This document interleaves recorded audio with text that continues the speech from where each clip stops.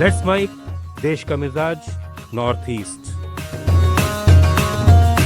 ये है let's mic modern radio और आप सुन रहे हैं पूर्वोत्तर भारत की खबरें। असम में भाजपा के नेतृत्व वाले एनडीए की व्यापक जीत ने विपक्ष को हाशिए पर धकेल दिया है। हाल के वर्षों में विपक्ष का ये सबसे कमजोर प्रदर्शन माना जाएगा। 126 सदस्यों की विधानसभा में एनडीए ने रिकॉर्ड 102 सीटें हासिल की हैं, जिनमें से अकेले भाजपा ने 82 सीटें जीती। भगवा पार्टी ने राज्य में पहली बार अपने दम पर बहुमत प्राप्त किया है। दूसरी ओर 6 दलों के गठबंधन का हिस्सा रही कांग्रेस और रायजोर दल ने 19 और 2 सीटें जीतीं।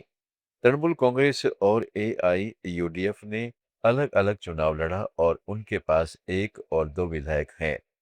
राजनीतिक विश्लेषकों का मानना है कि असम कांग्रेस अध्यक्ष गौरव गोगोई तथा एजेपी प्रमुख लूरी ज्योति गोगोई के जुबानी हमलों और अखिल गोगोई की सक्रियता के बावजूद विपक्ष के पास हेमंत बिस्वा शर्मा जैसा जनप्रिय चेहरा नहीं होना उसके सफाई का प्रमुख कारण बना है। असम विधानसभा में इस बार केवल 6 महिला जनप्रतिनिधि दिखाई देंगी।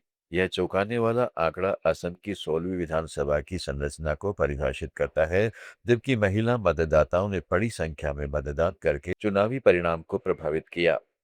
मतदाताओं में महिलाओं की संख्या 49.97% थी। उनमें से 86.50% ने मतदान कर पुरुषों को पछाड़ दिया। इस प्रकार इस चुनावी प्रक्रिया में निर्णायक भूमिका अदा करने के बावजूद विधायिका में उनकी अनुपातिक उपस्थिति नहीं दिखाई देगी।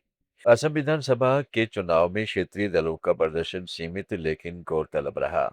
असम गण परिषद एजीपी और बोडोलैंड पीपल्स फ्रंट बीपीएफ ने भाजपा के नेतृत्व वाले गठबंधन में अपना प्रभाव बरकरार रखा, जबकि रायजोर दल ने मामूली सफलता दर्ज की। असम जातीय परिषद एजेपी एक बार फिर सफलता हासिल करने में नाकाम रही। सभी सीटों पर चुनाव लड़ रही एजेपी ने अपनी पार्टी की संख्या में 1 की वृद्धि करते हुए इस बार 10 सीटें जीती। वहीं बीटीआर ने भी 10 सीटें जीती, जिससे बोडो बेल्ट में उसका दबदबा कायम रहा। दूसरी ओर यूपीपीएल को एक भी सीट नहीं मिली। रायजोर दल ने मामूली विस्तार दर्ज किया। पार्टी ने 2 सीटें जीती हैं। मणिपुर के मुख्यमंत्री वाई खेमचंद सिंह ने कहा है कि असम और पश्चिमी बंगाल के चुनाव में भाजपा के प्रभावशाली प्रदर्शन का प्रभाव मणिपुर की राजनीति पर पड़ेगा, जहां अगले साल चुनाव होने वाले हैं।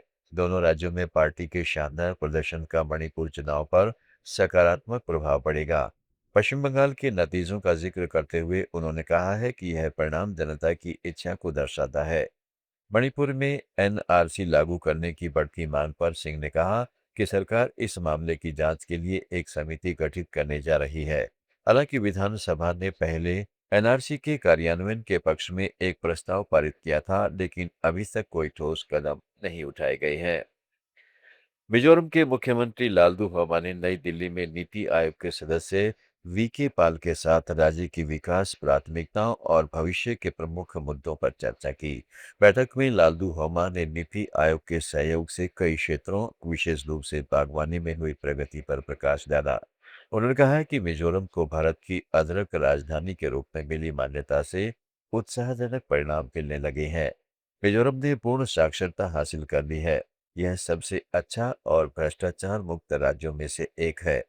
राज्य ने पर्यटन को बढ़ावा देने में खासी प्रगति की है। उन्होंने कहा है कि राज्य देश के सबसे शांतिपूर्ण राज्यों में से एक बना हुआ है। तिपरा-मोथा पार्टी के जिला परिषद सदस्यों ने त्रिपुरा जनजातीय क्षेत्र स्वायत्त जिला परिषद के कार्यकाल के लिए भाभा रंजन रियांग को सर्वसम्मति से अध्यक्ष चुना है, जबकि रुनील देव वर्मा को मुख्य कार्यकारी सदस्य चुना गया है। सीके जमातिया को कार्यकारी सदस्य के रूप में चुना गया है। यह निर्णय अगरतला के उजेंता पैलेस में हुई एमडीसी की बैठक में लिया गया। बैठक की अध्यक्षता तिपरा मोथा के संस्थापक प्रोद्योत किशोर माणिक्य देबबर्मा ने की। असम, त्रिपुरा, मेघालय, मणिपुर, अरुणाचल प्रदेश, मिजोरम, नागालैंड और सिक्किम की ताज़ा खबरों के इस डेली बुलेटिन को रोजाना सुनने के लिए डाउनलोड करें लेट्स माइक ऐप। जुड़े रहिए लेट्स माइक के साथ।